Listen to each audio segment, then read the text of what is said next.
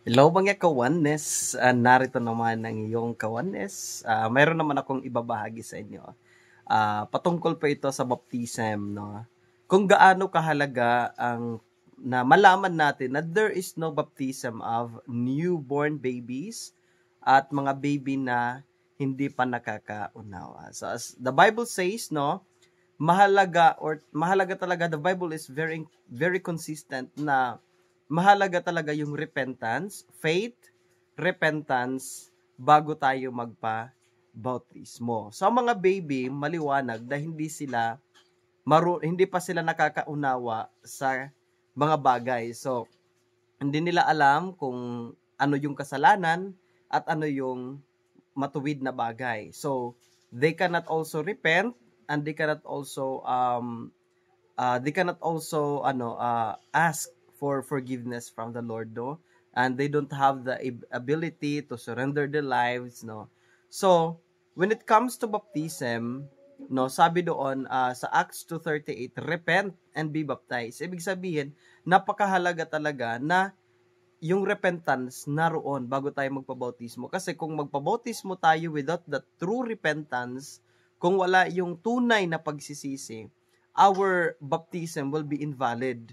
Kasi nga, dapat napakahalaga talaga yung faith and repentance. Most important mga kawanes, yung faith talaga.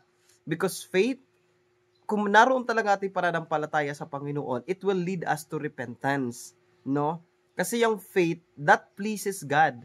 Faith is the substance that pleases God. Yan talaga dyan nag-uumpisa na ma-please natin ang ating Panginoon, and it will teach you.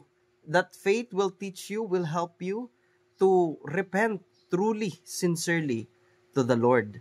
So napakahalaga ang pagsisisi. Sa madaling sabi, ang mga baby po ay wala po silang kakayanan. They don't have the capability, the ability to repent and to identify sin and righteousness. So sa madaling sabi, ang gagawin lang sa mga baby is kailangan natin silang ialay. We have to offer them to the Lord, no? So hindi dedication, hindi po siya baptism. So we have to dedicate the babies, not baptize the babies.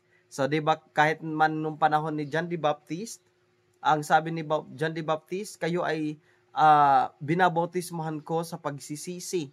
'Di ba? Sa pagsisisi pa lang 'yon. Ibig sabihin sa repentance.